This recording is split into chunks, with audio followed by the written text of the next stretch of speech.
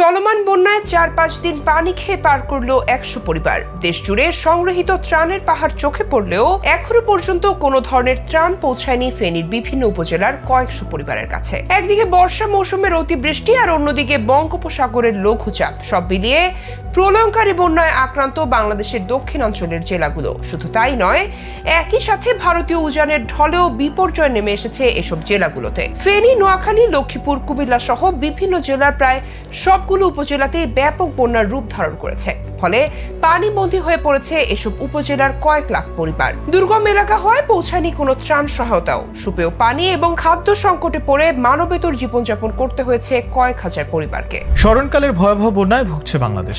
ফেনী, নোয়াখালী, লক্ষ্মীপুর কিংবা কুমিল্লার প্রায় প্রত্যেকটা উপজেলার চিত্র এখন ভয়াবহ। পানিবন্দী হয়ে পড়েছে লাখো পরিবার, অনেকেই বাধ্য হয়ে আশ্রয় নিতে হচ্ছে আশ্রয় কেন্দ্রে। পর্যাপ্ত ত্রাণ এবং সুপেয় পানির অভাবে দেখা দিয়েছে সংকট।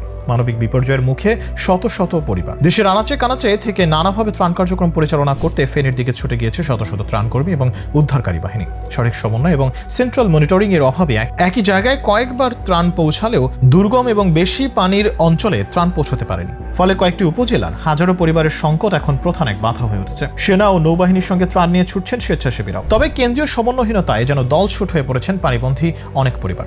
আক্রান্ত 11 জেলা থেকে ধীরে ধীরে নামছে বন্যার পানি। তবে পানি নেমে যাওয়ার সঙ্গে সঙ্গে ফুটে উঠছে ক্ষয়ক্ষতির চিহ্ন। দুর্গম যেসব এলাকায় এতদিন যাওয়া সম্ভব হয়নি সরকারি বেসরকারি ত্রাণকর্মী ও স্বেচ্ছাসেবীদের, এখন সেসব এলাকায় পৌঁছাচ্ছেন তারা। তবে ত্রাণের জন্য হাহাকার সবখানে।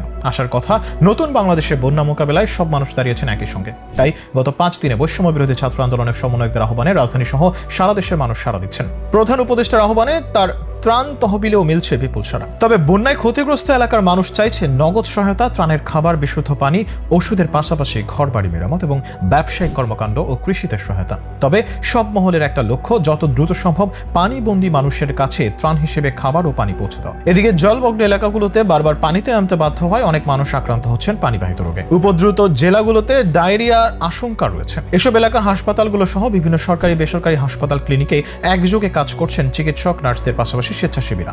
এদিকে বন্যার পানি নামতে শুরু করায় বোঝা যাচ্ছে ক্ষয়ক্ষতির মাত্রা। ফেনী শহরের বাসিন্দা শাটুর্দ মোহাম্মদ শাখাওয়াত হোসেন দৈনিক বাংলাকে বলেন, গত শুক্রবার আসরের নামাজের পরেও তার এলাকাতে বন্যার লেশ মাত্র ছিল না। তবে কোথা থেকে হঠাৎ এত দ্রুত গতিতে ঢলের পানি আসা শুরু করে যে মাগরিবের নামাজের আগেই কোমর সমান পানিতে ভরে যায় চারপাশ।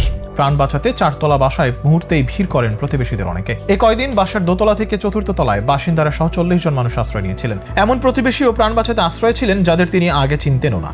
ফেনীতে বন্যা শুরু হওয়ার পর থেকে সেনাবাহিনী, নৌবাহিনী, বিমান বাহিনী, বিজিবি, কোস্টগার্ড, ফায়ার সার্ভিস, বিভিন্ন স্থান থেকে আসা ডুবুরি দল সহ বেশ কয়েকটি স্বেচ্ছাসেবী টিম পরশুরাম, ছাগলনাইয়া, সোনাগাছি এবং দাগনভূঞা এলাকায় নৌকা, স্পিডবোট দিয়ে উদ্ধার কাজ ও ত্রাণ তৎপরতা চলমান রেখেছেন। এসব প্রতিষ্ঠান ছাড়াও স্থানীয়ভাবে এবং বাংলাদেশের বিভিন্ন জেলা হতে আগত সরকারি সংস্থা, বিশ্ববিদ্যালয়, সামাজিক সংগঠন, মানবিক সংগঠন তথা বেসরকারি বিভিন্ন সংগঠন জনগণের মাঝে ত্রাণ বিতরণ অব্যাহত রেখেছে। তবে কোথাও কোথাও বন্যার পানি নেমে যাওয়ায় সঙ্গে সঙ্গে ফুটে উঠেছে ক্ষয়ক্ষতির চিত্র। মানুষ আক্রান্ত হচ্ছেন পানিবাহিত রোগে। এই মুহূর্তে ফেনীতে বিশুদ্ধ পানি, খাদ্য ও ওষুধ সংকট দেখা দিয়েছে।